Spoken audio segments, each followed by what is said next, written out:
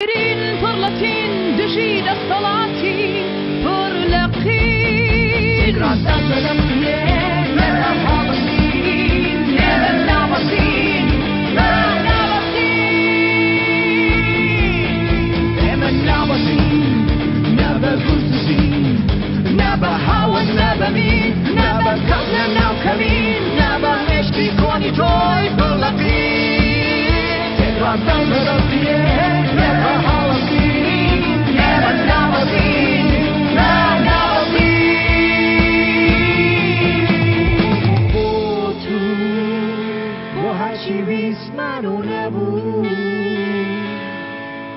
Bora berdua, bora hatu, bora weharu nadi, bojanjian nagadi. Ema nabadi, tegra suru kafkushin, yekten hemen umati, adirin فرلتين دجيل الصلاة فرلقي tegra sallarafiyeh merhabatin neba nabatin ma nabatin neba nabatin neba kutusin neba hawan neba min neba kabna naw kamin neba meshki koni joy فرلقي tegra sallarafiyeh merhabatin neba nabatin ma nabatin.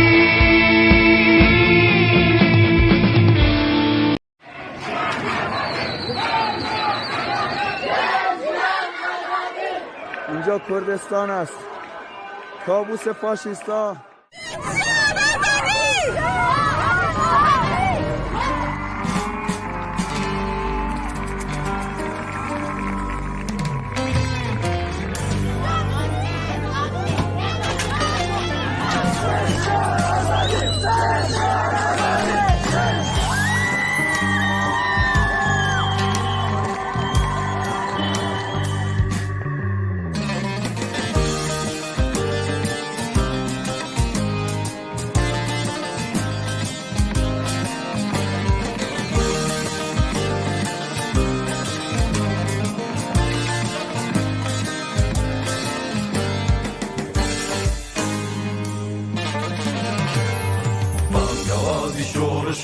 ای همو جهان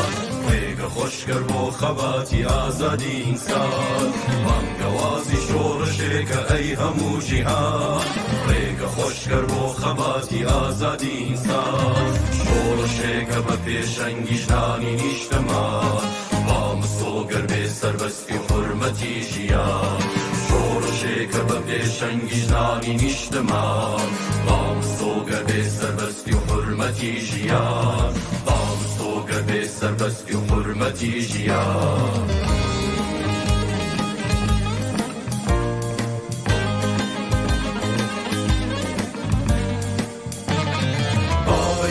بابا یک بین بگات و گلان یکی ترست خواست دلی دشمنان بابا یک بین بگات و گلان یکی ترست خواست دلی دشمنان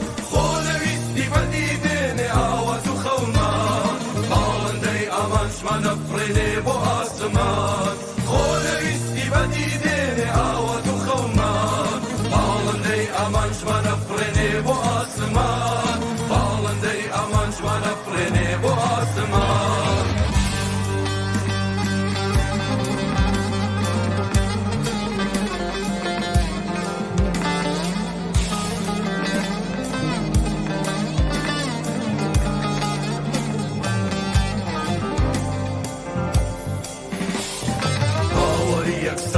هموشین و توێژەکان پەیامی ئاشتی گەلان بۆ دایکی نیشتمان ئاواری یەکسانی هەمووچین و توێژەکان پەیامی ئاشتی گەلان بۆ دایکی نیشتمان بۆ یەکشتمان یەک دەنگین و پڕ بە گەرومان چونکیان ئازادی بۆ تەوێردی سەر زەمان بۆ یەکشتمان یەک دەنگین و پڕ بە گەرومان چونکیان ئازادی بۆ تەوێردی سەر زەمان چونکیان ئازادی بۆ تەڕەمسی بەر خوددا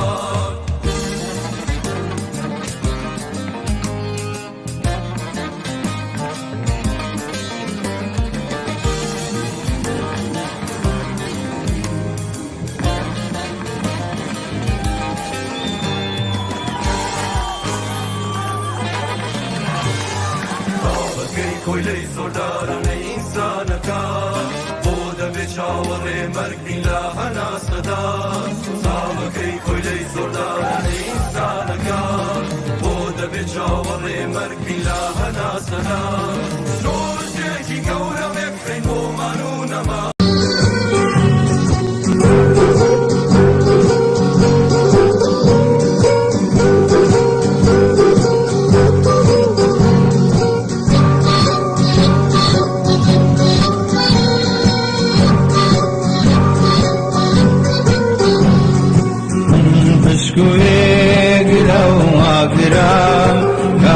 كاسني ساتاويني من دلو بيق لو بارنا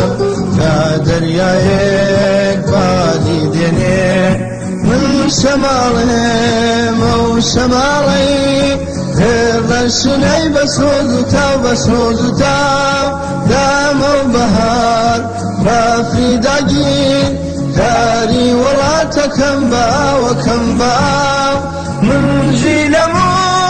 موجيل مويد ويا زران أولي فلان نيسان وانقر دهاويب ميلي مواد ورا نجان هيلي مواد ورا نجان هيلي مواد ورا نجان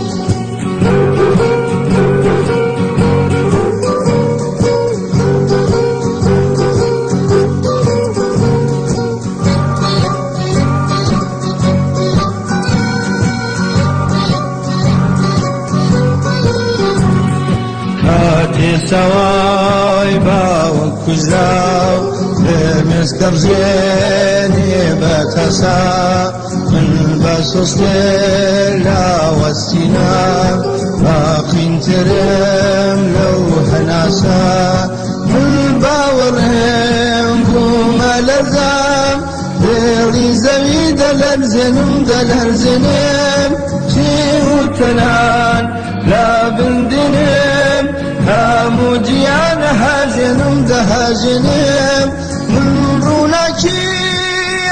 سجنم وقتا ودم بوجه دسان من شورشي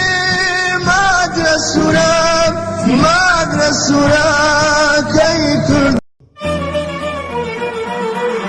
لقيتو ما يخشي بغيرم برا ميدان براي دليلم لقيتو ما يخشي بغيرم برا ميدان براي دليلم بتي روشانو خبات وانا نسقر كيد ولا قد قابا آواتي جن شيان آزادي لقيتو ما يخشي بغيرم برا ميدان براي دليلم لقيتو ما يخشي بغيرم برا ميدان براي دليلم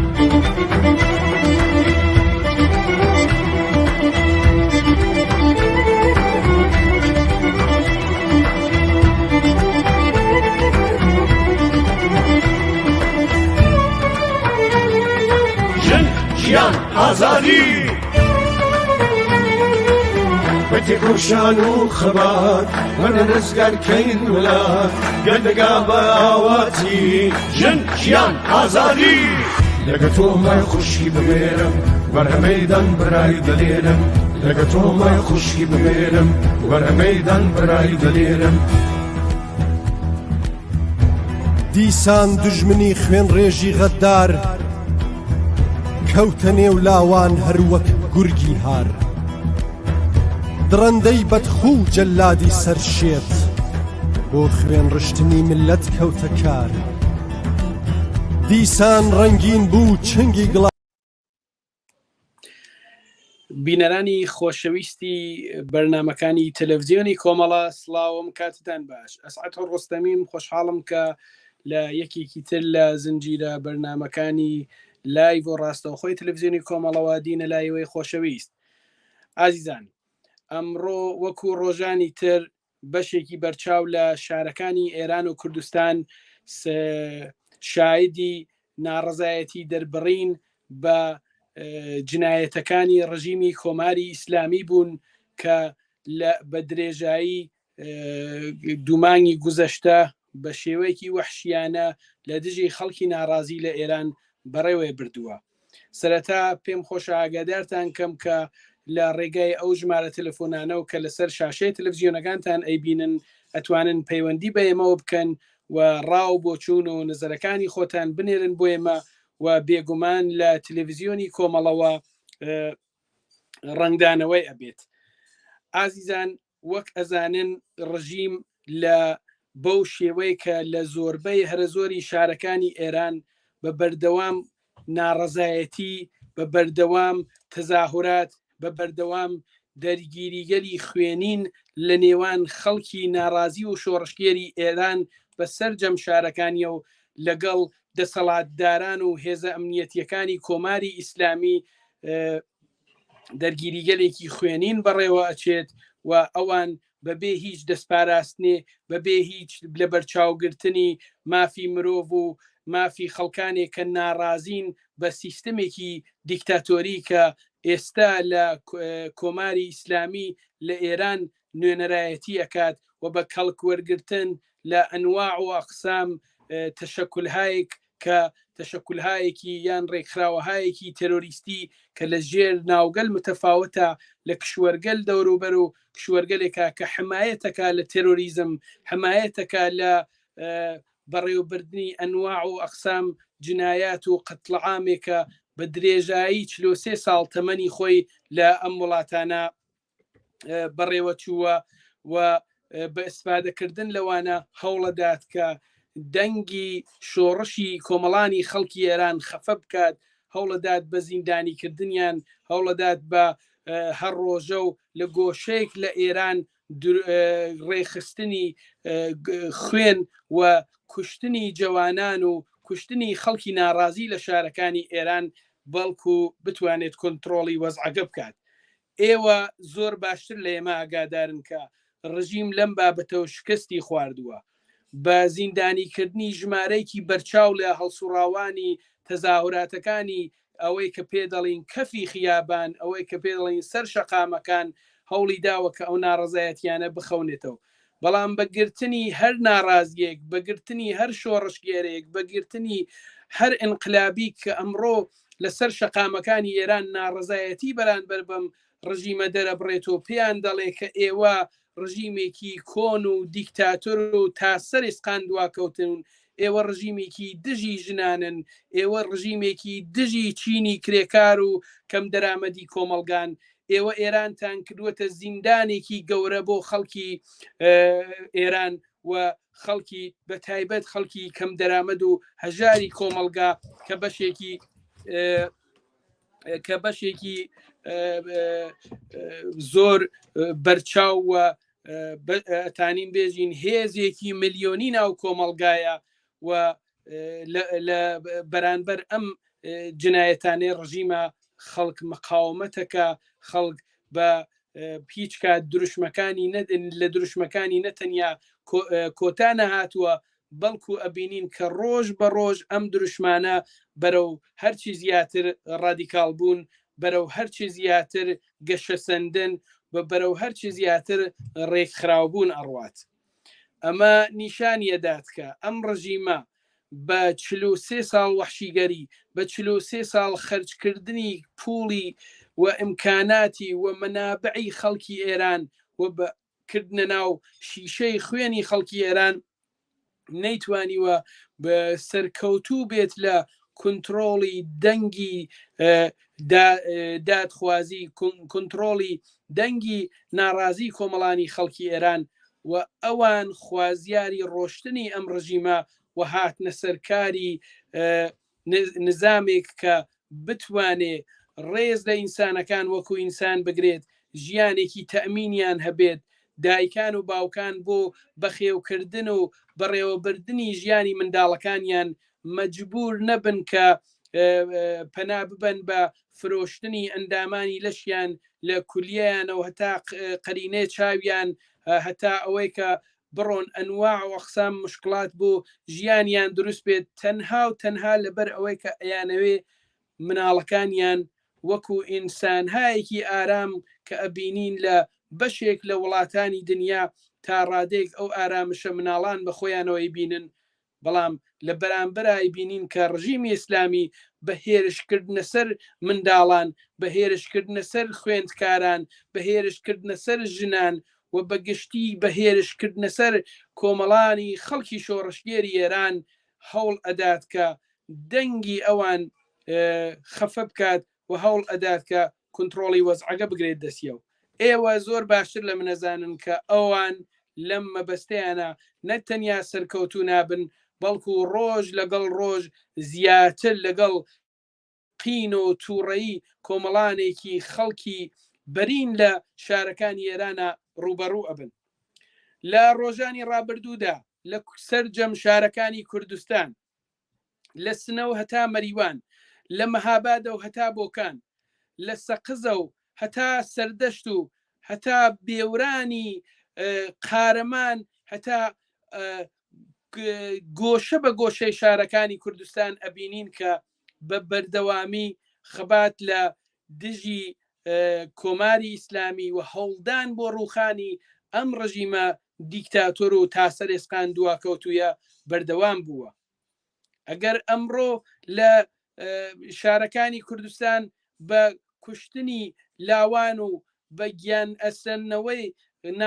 خەڵکی تووڕە و ناڕازی ڕژیم پێ وایە ئەتوانێت سەرکەوتوو بێت لە کنترۆڵی ئەو ئیعترازاتەی کە خەڵکی شۆڕشگێر بڕێوەی ئەبن،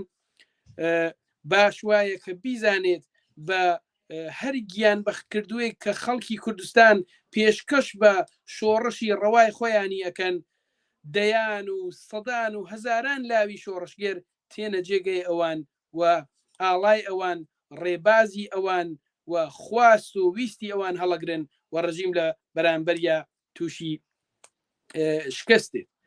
ئازیزان، لە بەرنامەی ئەم شەودا میوانێکمان هەیە، هاوڕێ کاوەی ئەلیاسی حیزبی کۆمۆنیستی ئێران کە بەشدارە بێت لەگەڵمان و سەرەتا پێم خۆشە لەلایەن خۆم و ستافی بەرنامەکانی تەلەڤیزیۆنی کۆمەڵەوە زۆر بە خێراتنی هاوڕێکاوە بکەم. سپاس بۆ ئەو مەجالێک کە نیاتە اختیار بەرنامەی ڕاستەوخۆ هاوڕێکاوە. پێشەکی ئەگەر پێت خۆشە لەگەڵ بینەرانی ئەم بەرنامەیە چاکوچۆنی خۆت بکەیت، دواترا من ئەڕۆمە سەر پرسیارەکانم. زۆر بەخێر بیا هاوڕێکاوە. منی سڵاومەیە لە خزمەت ئێوە و هەموو هاوڕێیانی هاوکار و هەروەها بینەران و بیسەرانی خۆشەویستی ئەم بەرنامەیە. هەوڕێ ئەسعاد فەرموو لە خزمەتدا. زۆر سپاس هاوڕێکاوە. بەهۆی ئەو کێشە تەکنیکیە کە هەمان بوو، دیارە ئێوە تۆزێ تاخیر بوون لە هاتن بۆ بەرنامەکەوە بەهۆی کێشەی تەکنیکیە بوو، بەڵام من مەجموعەی قسە و باسم لەسەر ڕوتی ڕووداوەکان کرد. هەر ئەڕۆمەوە سەر ئەوە لێتە پرسم کە ئەمڕۆ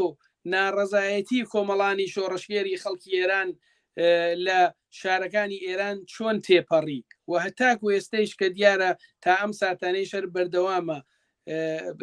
ئەگەر زانیاریەکانی خۆت لەو ڕابتە و بێ بە بینەرانی ئەم بەرنامەیە. بەڵێ هاوڕێ ئەسعاد، ئەوەی کە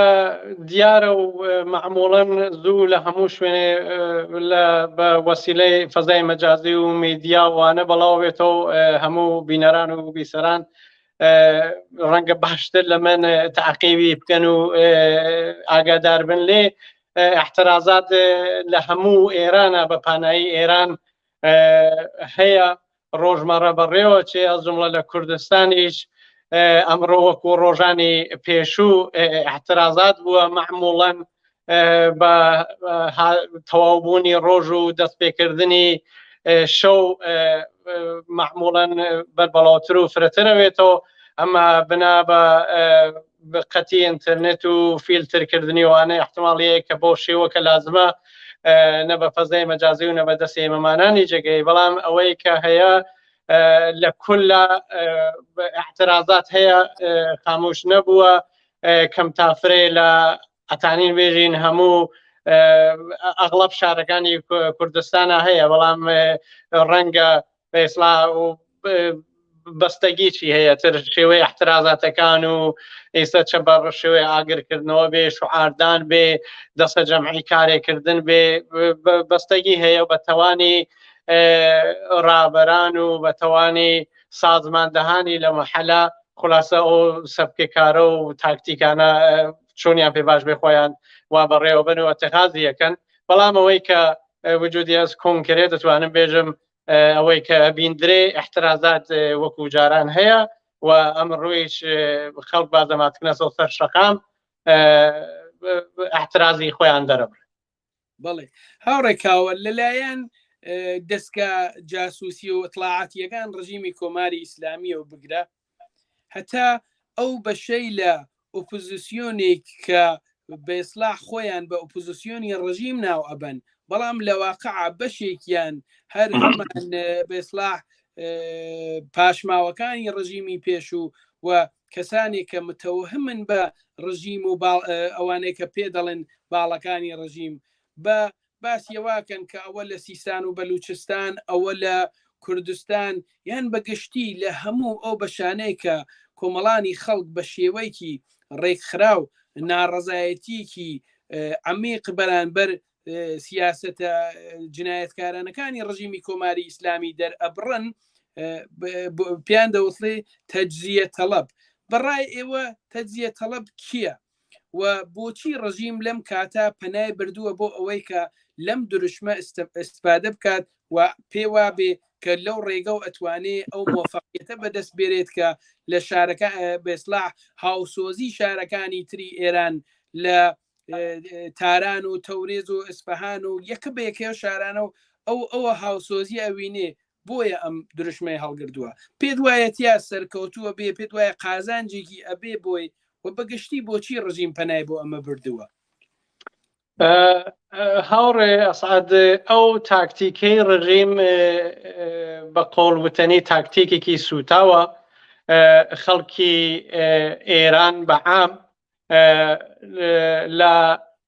لە ساڵانی ڕابردووە بە باشی پێیان بەەوە بردو ئەس جمڵە بەدەست پێکردنی ئەم شۆڕشە کە دوو مانگی لێ گوزەرێ باشتر بۆ خەڵک دەرکەفکە یعنی ئەم شۆڕشە بە شعاری ئەوە کە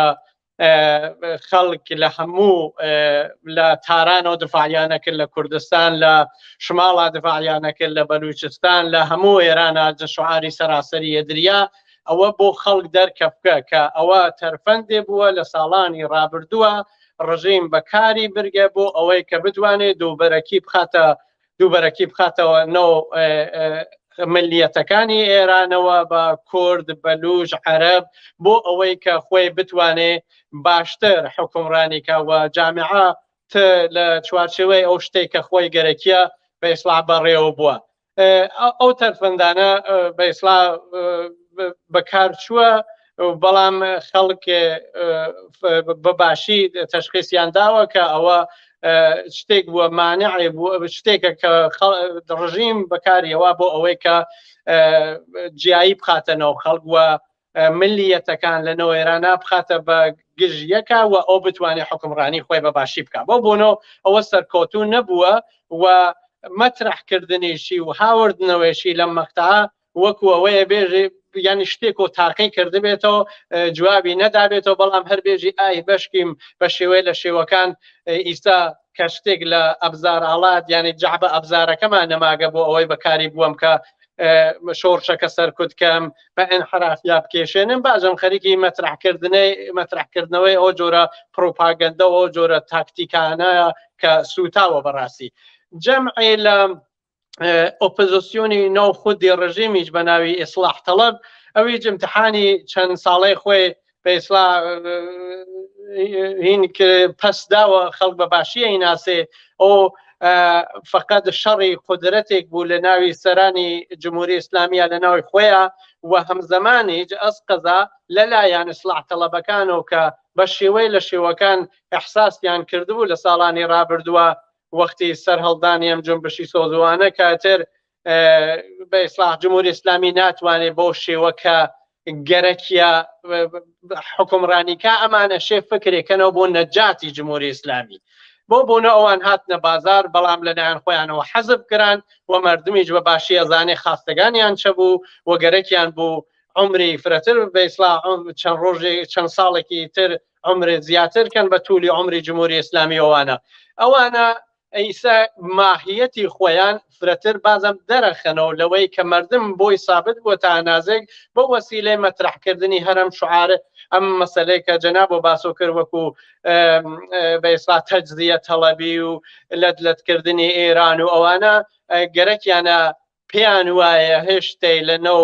جامعە و گۆڕەپانی سیاسی ئێرانە جێگەیەکیان هەیە کە بەشکی بۆ قشرە قانعکەن و بتوانن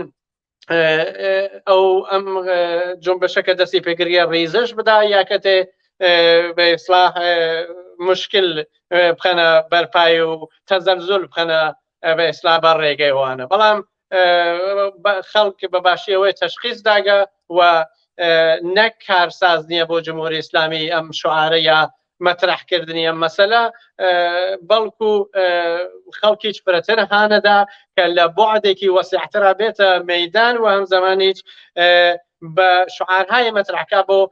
لەغوکردن یا بۆ لەبینبردنی ئەو نوع شعارانەوە نوع تاکتیکانێ جمهوری ئیسلامی بە هەموو باڵەکانی و ئەو جملە ئیسلاح تەڵەبەکان متاسفانە خۆ هەر ئیسلاح تەڵەبەکانیش نین بەشێ لە ئۆپۆزیسیۆنی دەرەوەی وڵاتی جەزجملە کە بە پادشایی ئەمانە ناسرێتەوە ئەوانیش هەر لە ئیسۆ خەت و نیشانە کێشن بۆ ئەوەی کە بە ئیسلاح تەمامیەتی ئەرزی ئێران بە پارێزن و فڵانکەن و ئێلەکەن و ئەمانە ئەوە ئیسا خەڵکە کەونەی بینین لە بۆعدێکی فرەوەسیع هاتگنە سەر بە ئیسلام مەیدان ئاڵوگۆڕیان گەرەکە ئاڵگۆڕێکی بنەڕەتی بە هەر شتێک ڕازی نابێن و هەم زەمانیش خەڵک فکری لە داهاتوو حتمە نەکردگەسەوە و ئەگەریش پوختە فکری نەکردبێتەوە حتمەنە لە توولیە مبارێزە لە توولیە منقلابە فکری لێکاتەوە و ئەمانە ئەبینێ تەجزیە و تەحلیلەکە لە مەحەکیەدا ئەوەی کە هەر لە ئیسە و خەتە کێشێ بۆ ئەوەی تەمامیەتی ئەرزی ئێران و ئەوە لە هۆشمان بە ئێران لە نەبێتوانە خۆ دیارە ئەو چەیگەرەکە لە حاڵ حازرا خەڵک هەدەفێکی ترێ گەرەکی هەیە ئەوە بپێکێ لە داهاتوویش حتمەنە خەڵگەونە ئاقڵ هەیە کە بێژێ کاکی من ئەوە منم لە سەحنەی مبارێزم من باشتر بە ڕێگ و بە خوێن و پێست و گۆشتمەوە ئەم مشکلاتە جامعە دەرکەکەم و ئەزانم چە جواب دەرەوەیە خەڵکە تەعینەکە کە ئەگەر گەرەکی بێ لە چوارچێوەی ئێرانێکی کە ئەگەر قەرار بێ هەموو سروەتەکەی هەموو مەنابع ماڵیەکەی و هەموو بە ئیسلاح سەرمایە گوزاری لە هەموو شوێنی ئەو وڵاتە کە بۆ شێوە کە لازمە شایانی هەموو خەڵکی ئێران وەکو شەهرۆندێکی مساوی بەڕسمیت بناسێ ئەوە خەڵک خۆ دیارە ئەوەی گەرەکە ئەوەی گەرەک نەوێت و ناتوانانی لە چوارچێوەی هەر بیر و بوچون و ئیدئۆلۆژی و سیاسەتێکە شعاری ئەوە بدەیت کە تەمامیەتی ئەرزی ئێران بەپارێزی بەڵام خەڵک لە گۆشێکەوە برسی بن لە گۆشێکەوە تێریان کەیت ئەوە خەڵک جوابیان هەیە بۆ ئەوە بەڵامی سەحەتمەنە وەختی نهاتکە و باشترە شعارهایەک لە چوارچێوەی بەرەو پێشبردننی ئەم جنبشە بۆ سەرخستنی مەترح بکرێ و تاکتیک و سیاست لەو چوارچێوە دابین بکرێت و بڕژرێ ئەوە بەشێ بسپێرین بە خەڵک کە ئەگەر قەرارە باوەڕمان بە دموکراسی بێ ئەوە خەڵکە تعینیەکە. بەڵێ هاوڕێکا پرسیارێتر و لێگەم دوایەوە داوا لە دوای جوابدانەوەگەیت و داوا لە هاوکاران مەکەم کە کلیپێکیان میان بەرنامەیەک بڵاوکەن دیسان درێژا دەین بە بەرنامەکەمان لەگەڵ جنابەت. پرسیارەکەم ئەوەیە ژمارەیەکی زۆر لە خەڵکی ناڕازی بە تایبەت لە لاوان و منداڵان لەلایەن دەستگاهای ئیطلاعاتی و دەستگاهای بە ئیسلاح سەرکوتگەری ڕژیمەوە بە هەموو بەشەکانی ڕۆژان گیراون و ڕۆژانە ئەگیرن ڕەوانەی سیا چاڵەکان ڕەوانەی و شوێنانەی کە بە ئیسلاح ڕژیم دایناوە بۆ ئەوەی کە ئەو خەڵکە ناڕازیە لەوێ کۆبکاتە و شکەنجەیان با و بازویان کاتەوەوانە بوو بۆ ئەمەش بەڕاستی ڕژیم ها لە ژێر فشارێکی سەختە. پێت وایە چ شتێ زەمانەتەواکە کە ئێمە نەهێڵین نمونەتەن بەناو قازیکی کە خۆی یەکێ لە عامڵینی سەرکوت و قەتڵە عامی خەڵکی ئێرانە بهێنن وەکو قازی سەڵواتی کە زۆرتر دەبێ بڵین قاتڵ سەڵواتی کە نمونەتەن وەکو یەک نمونە گەر شارێ پێ بکەم هونەرمەندێکی ئێرانی هونەرمەندێکی خەڵکی وەکو سامان یاسین نەهێنێ دەڵێ کە من یەک جار بازداشت کراوم بەڵام ئەو دێ 20 فەقەرەی بۆ ڕەدیفەکات ئەم پەروەندە سازیگەلە بەگشتی گەرەکمە بپرسم لێت چۆن خەڵکی ناڕازی چۆن خەڵکی شۆڕشگێری ئێران بتوانن خاوەنداریەتی لە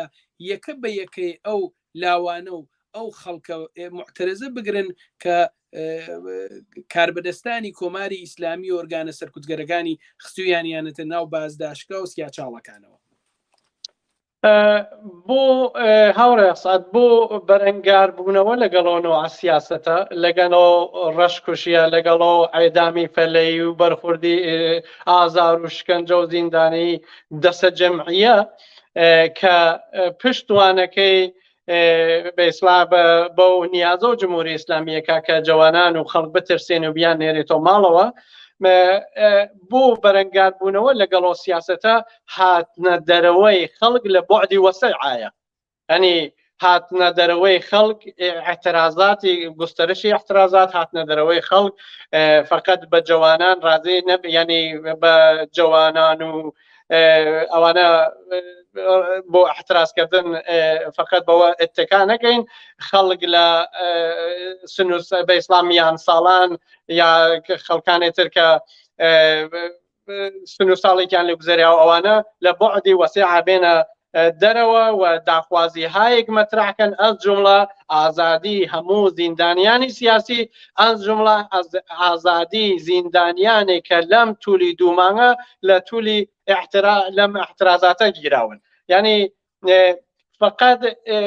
ئەزانین پایەی جمهوری ئیسلامی پایەی دامەرزاندنی ئەگەر تواشاکەین مەسەڵەن لە سەرەتای سەرکارهاتنیەوە بەڕۆق و وەحشەت بووە مەسەڵەن بە ئەعدامکردنی دەسە جەمعی بدونەوەی کە یەک سانیە حتا وەقت بدەن بە کەسێکە دفاعکە بۆ ئەو کارەی کردە یا بۆ ئەو بیرروبووچۆنێک قبوڵە خۆ وەختی ڕژیمی واهات کە سەرکار و ئیسێج لە تولی عمریشیا لەو کارانەیە کردەوە لەم مەقتعیچا کە شۆڕشێکی گەورە کە لە تاریخی جمهوری ئیسلامیە بە ئیسلا هاوتای نەبووە ئەگەر ینی ئەوانی ترکە بووگن بە ئەنازێ ئەمە گۆرنەوەگەن توول و عەرزیانەوە نەبووگە جەمعیەتێکی وا بە وەسعەتە نەهات کەسە دەرەوە ئەوە ئێدامەدار نەبووە و دیارە ئیستا گەرەکی هەر تەرفەندێ بەکار بووە بە خاطرەوە خەڵک بنێرێتەوە ماڵەوە مەسەڵەن دۆرێک چوو کوشت و کوشتاری خوێنێنی زایدانی کرد نزیک بە 200 نەفەر دۆرێکی تر هات لە حملەی کرد بە ئەحزابی کوردستانی بە خاطرەوە هانمیان بدا و شەڕی مەسەلەحانە دەست پێکەن و ئەو هەموو دیدی خەڵک بگۆڕێتەوە نسبەت بەوە کە بێژێەوە زەدێ انقلاب خەریکە فڵان و فیسانەکە تەجزیە ئێران تەجزیە کردوانە بەڵام ئەمانەی بۆ پێش نەچوو ئیسە تێ دەست درێژی کاتە مەسەڵەن جیالەوە ڕۆژمەڕە جوانانێک گرێت ڕۆژمەڕە ئینسانایەکی محتەرز لەنەوە جامعە و خۆشناو وەکو فعالی کرێکاری فعالی محیط زیستی فعالی ژنان فعالی دانیشتووی ئەگرێت هەم زمانی سێج دەستی کردگە بە گرتنی ئینسانایی کە بە وەسیلەی موزیکی ڕەت خەریکن ئەم چەند ساڵەیە خێرا ئەس جملە لەم مەقتەعە یەک دوومانگە بە شێوەیەکی فرە باش تانیگیانە منعکس کنەندەی و احترازاتێنەوە جامعە بووگن ئەس جملە کاک یاسینە ئەس جملە توماجە ئەمانە خۆ خەڵک ئەمانە زوانی حاڵی خەڵک بووگن ئەمانە دەرد و ئێش و هەموو مصیبەتەکانی خەڵکیان بە ئیسلام بە موزیک بەڵاو کردگەسەوە بە زوانێکی بە ئیسلام موزیکی بە دەنگی دنیا بە گوێچکەی دنیا و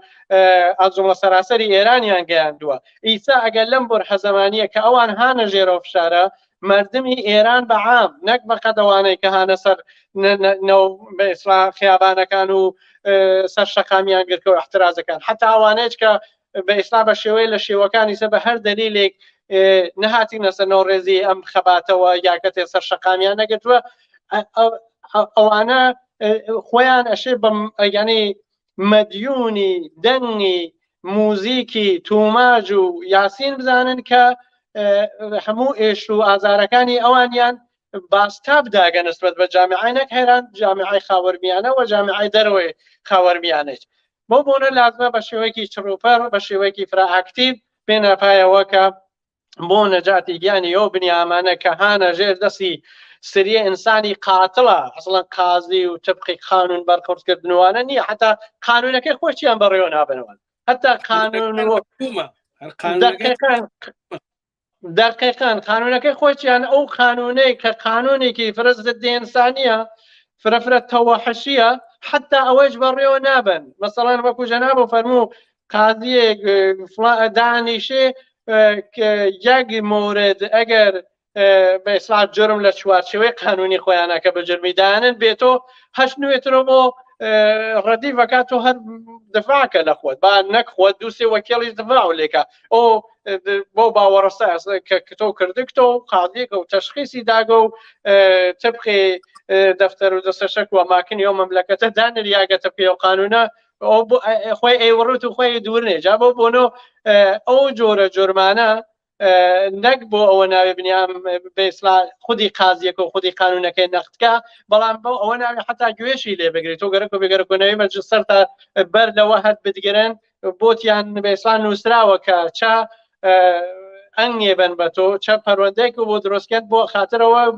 بتوانن بە شێوەیە لە شێوەکان بتکەنە ئەبزارێ بۆ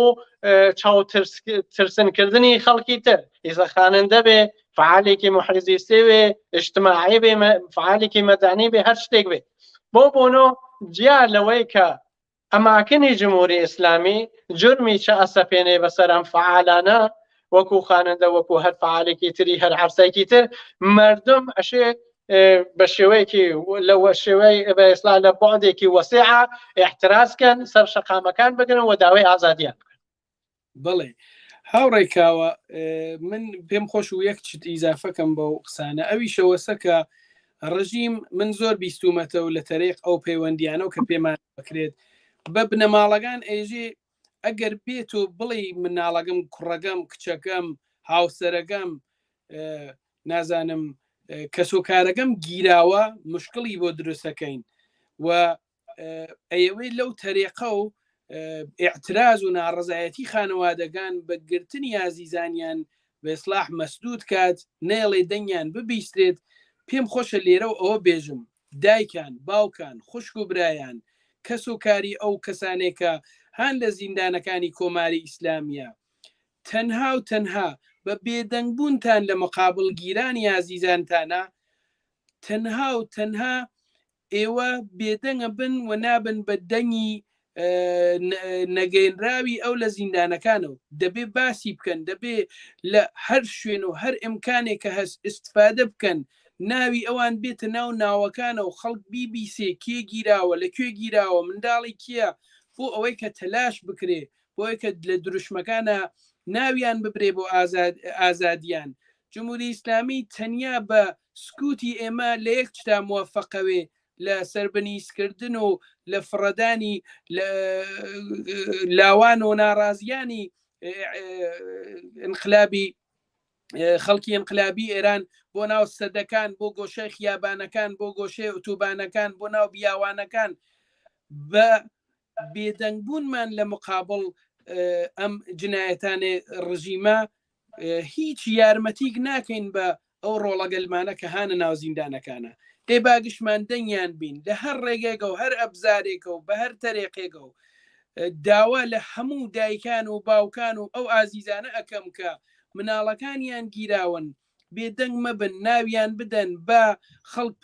پشتگیریان لێ بکات ئەمڕۆ هەر گیراوێک هەر ناڕازیەک هەر معتەرزێ هەر شۆڕشگێرێک ئەچێتە ناو زیندان و سیا چاڵەکانی کۆماری ئیسلامیە و تەنها ڕۆڵای تۆ نییە تەنها برای تۆ نییە تەنها خوشکی تۆ نییە ڕۆڵە و برا و خوشک و کەس و کاری یەکە بە یەکەی ئێمە و یەکە بە یەکەی خەڵکی ناڕازی لە ئێران هیوادارم کە ئەم پەیامە بگەی بە تەکتەکی ئەو بنەماڵەگەلەکە ئازیزانیان گیراوە داوایان لێکراوە بێدەنگ بن ڕژیم ناتوانێت هیچێ لە مقابڵتانە بکات بێجگەلەوەی کە ئازیزترین کەسەکەتی بردووە لە زیندان دایناوە لە سیاچاڵ دایناوە ئەنواع وەقسام تۆمەت و ئەنواع وەقسام پەروەندە سازی بۆ ئەکات و لە سکوتی منۆتووە ئەتوانێت سەرکەوتوانە بە فەلەیی ئەنواع بە فەلەیی حکمی ئەعدامی لاوانمان دەربکات و بیاوێ لەو تەریقەوە ڕەشەمان لێ بکات بێدەنگ نەبین و ئێستا داوا لە هاوکاران مەکەم لە بەشی کنترۆل کە یارمەتیمان بکەن بە بڵاوکردنەوەی کلیپێک کە دیسانە گەڕمۆ لای هاوڕێ خۆشەویستم کاکەکاوەیە یاسی کە لە بەرنامەی ئەم شەوا لەگەڵما بەشدارە.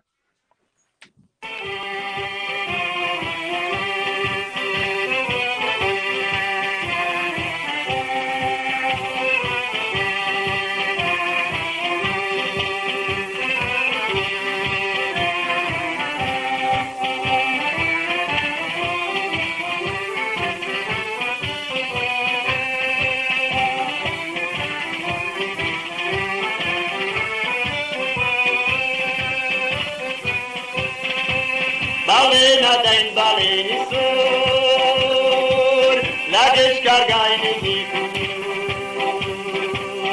Agiri koda gesini Rishai zolguzo berdi Agiri koda gesini Rishai zolguzo berdi Sotiali zato yawa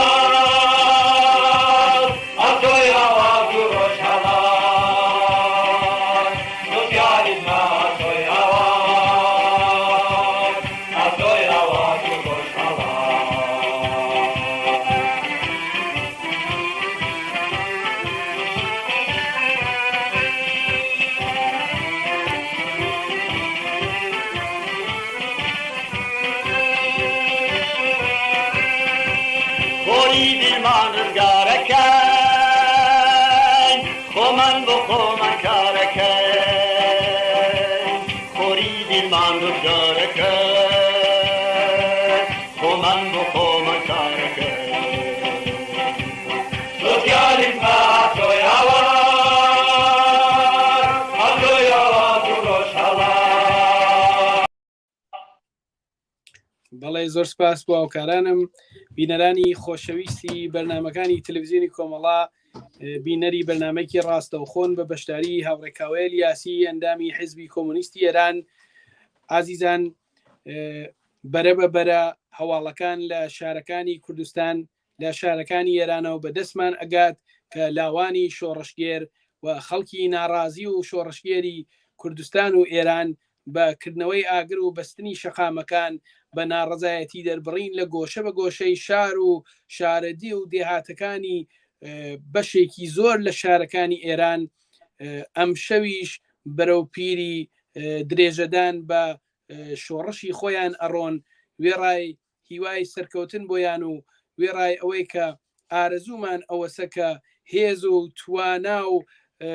تااقەتیان لە حەدێکا بێت کە بتوانن وەکو هەمیشە سەرکەون بەسەر عاملینی بێڕۆحیە و عاملینێکە بە پوڵ و پارە و چماق بەدەستگەلێکە بۆ ئەوەی کە بێسلاح خەڵکی پێسەرکوتکەن ئەیان هێنن و لە ڕێگەگەل مختلفە و ئسپادەیان لێکەن و بەدان چەند قەرانێک پوڵ هەوڵەدەن کە ئینسانەکانیان پێ بتۆقێنن ئینسانەکانیان پێ بکوژن هیوامان سەرکەوتنی ئێوەیە بەسەر ئەمانەدا هەروەها زۆر زۆر جێ خۆشحاڵیە کە لە بەشێکی بەرچاو لە شارەکانی ئێران کوردستان ئەم ناڕزایەتیانە بە شێوەیەکی بەردەوام و ڕێکخراو هەر بەڕێوە ئەچێت داوا لە یەکە بە یەکەی ئەو کەسانەی کە ئەم بەرنامەوە بەرنامەهای تر ئەبینن لە گۆشەی ماڵەکانیانەوە دانیشتون داوایان لێکەین کە بڕۆنە دەم و هانای شۆڕشگێرانی سەر شەقامە و ئەم ئەمرە ئەمری لە ناوبردنی سیستمی جنایەتکاری کۆماری ئیسلامی سیستمی کە قاتڵی ڕۆڵەکانمانە سیستمێکە بۆ دەرکەوتنی دوو تاڵمووی ژنان ئەیان کوژێ هەڕەشەیان لێکە تەحقیریان لێکە نیمێ لە کۆمەلگای ئێمە ژنانە داواتان لێکەم کە بڕۆنە دەرە و ئێوەیش ببن بە دەنگی ژنجیان ئازادی، ببن بە هاوپشتی و هاوخەباتی ئەو کەسانەی کە ڕۆژ بە ڕۆژ بەهادانن و ئەرزشدانن بۆ هێرشکردنە سەر ڕژیمێکی تا سەرێسقان دژی خەڵکی و دژی ئازادی و دژی بەرابەری و دژی سەرەتاییترین مافەکانی خەڵک لە ئێران و کوردستان. هیوام سەرکەوتنتانە. دیسان ئەگەڕمەوە لای هاوڕێ خۆشەویستم هاوڕێکاوی ئەلیاسی و پرسیاری ئەوەت لێگەم هاوڕێکاوە، ئێوە لە دەرەوەی وڵات ئەژین، ئێوە یەکێ لە بەئیسلاح کەسانێکن کە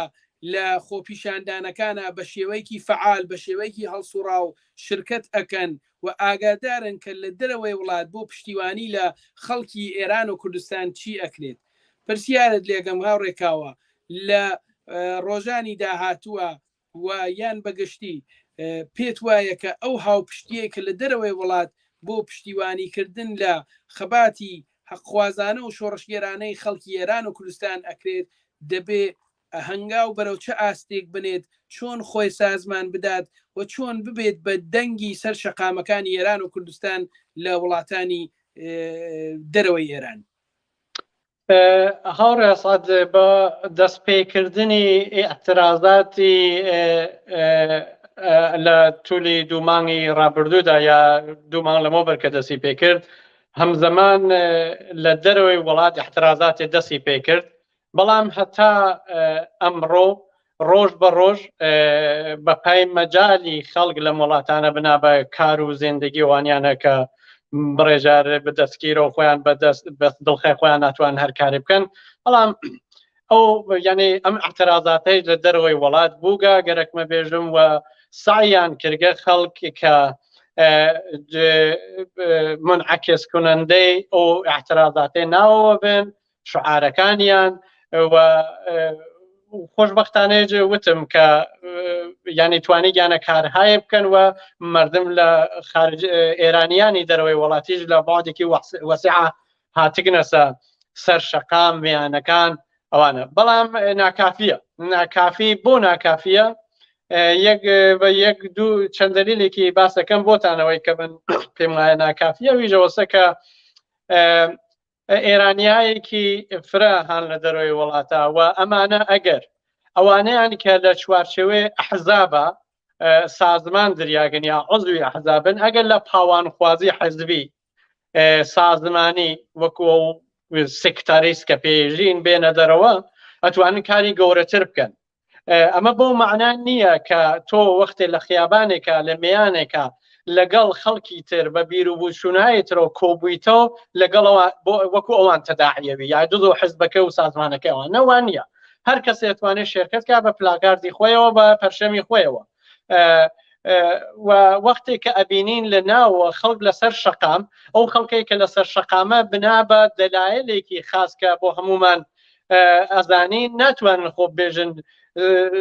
بیر و بووچوونێکیانەیە نەک سەر بە حزب و سازمانی بن، بەڵام چۆن فکرەکەنەوە لەسەر سیستمی بەڕێوەبردننی جامعە ئەوە ناتوانن بێژن، بەڵام ئەزانن کە ساڵیانی ساڵ زڵمیان لێ چێ هەنە ژێر شکنجە و ئازار و حتا نانی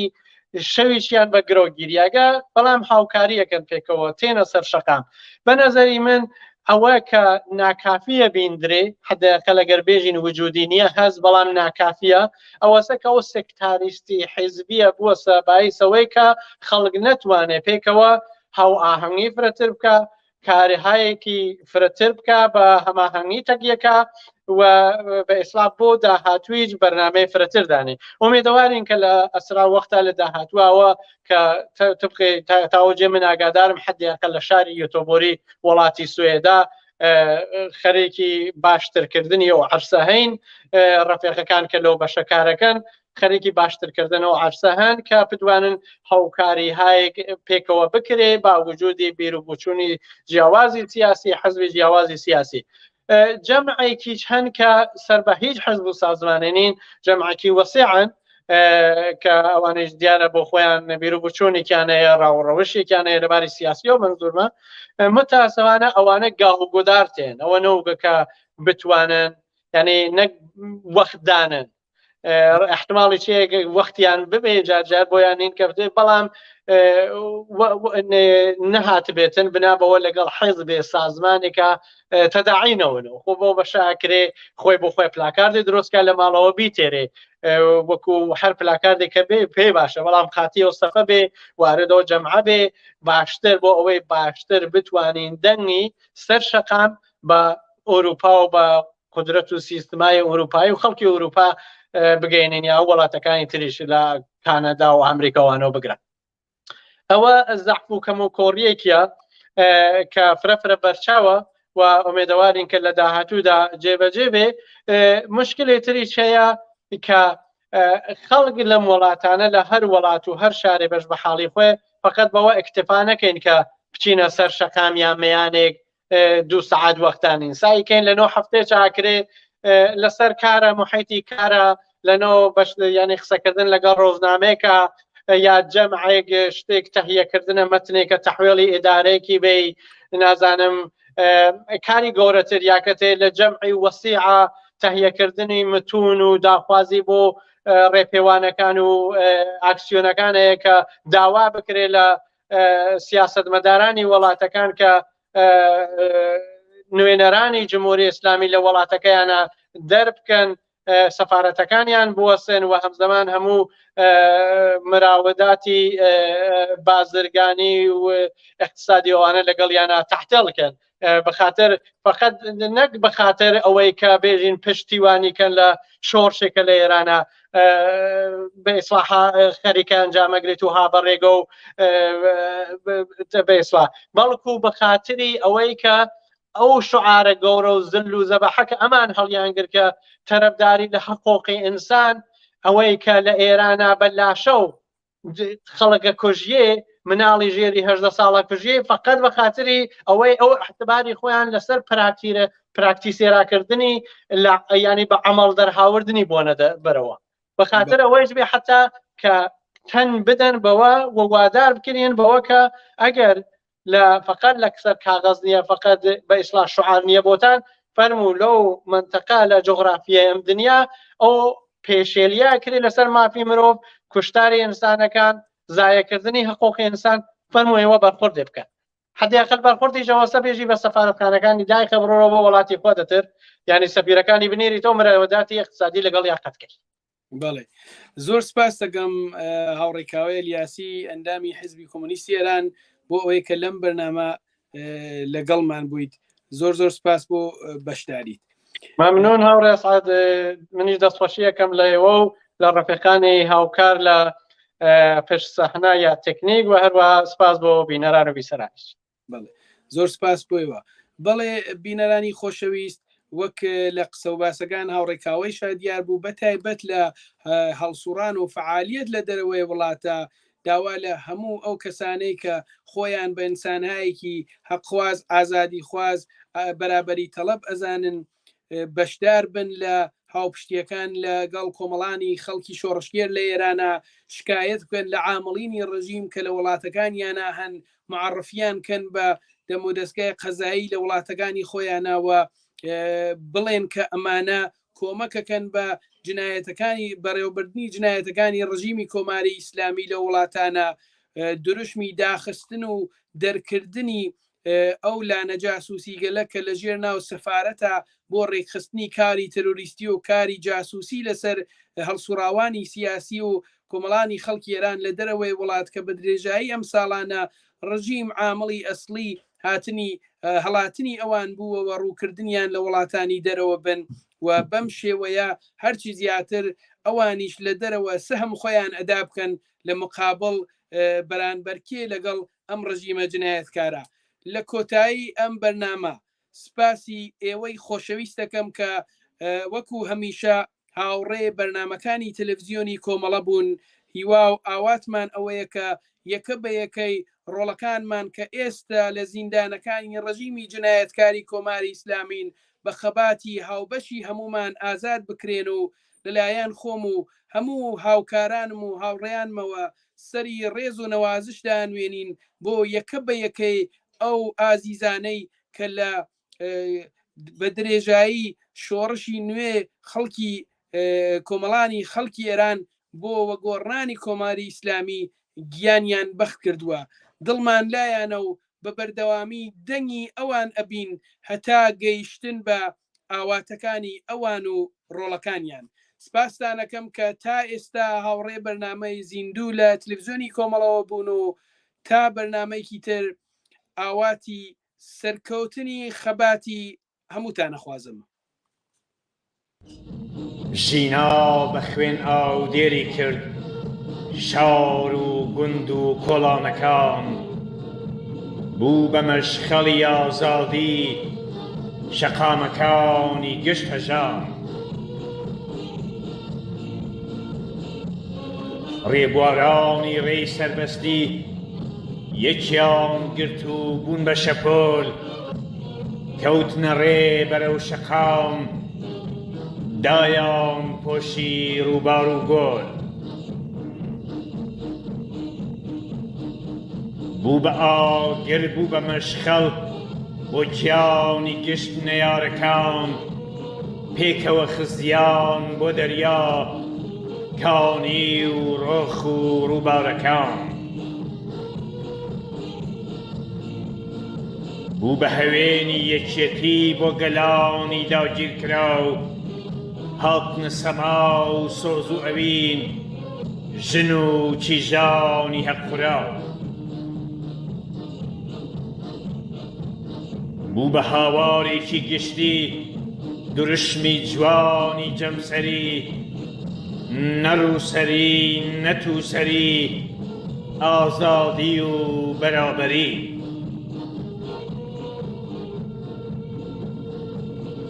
ڕیش و عەبا و شەیتان و شەڕ تاو لەرز و پەتایان گرت تاڵم وەکانی ژینا ژینیان بەخشی و ناحەزی ژمرد ژینا بوو بە گوڵ و مێخەک بۆ لای سەری کیژانی گەنج بۆ دەستی گشت دڵدارەکان بۆ لاوانی ئازار و ڕەنج ئاگردرا مەقنەعەی ڕەش دەرکەوت پەچەی جوانی کیژان پەلکەڕێژ بوو سەرشانی ژن وەک تەرزیمێ و بۆ ئاسمان لە دڵماندا هەرماوە ژینای ئازیز قەت نامرێ هەوری ڕەشی کۆنە و دزێ و بەری خۆرەتاو ناگرێ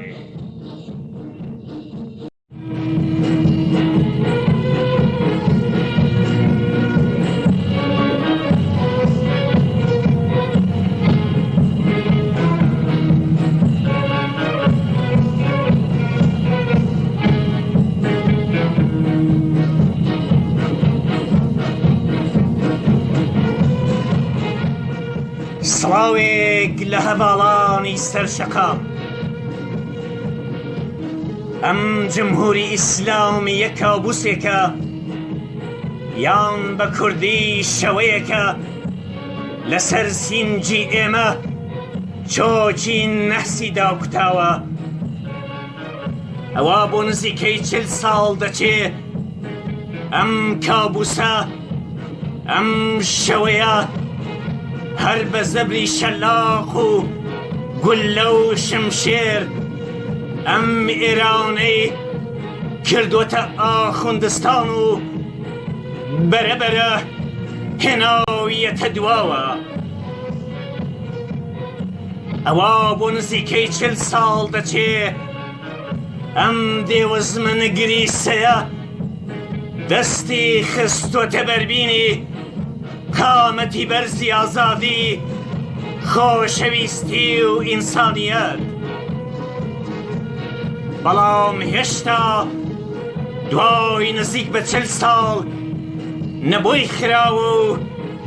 نەپێی خنچێندراوە ئەم ڕۆژانە ئەم ڕۆژانی بەفرانبارە لە توێی خۆفی ئەم کابوسە 40 ساڵەدا چما من خەون دەبینم ئەم ئێرانە ئەم ڕۆژانە لە چوار لاوە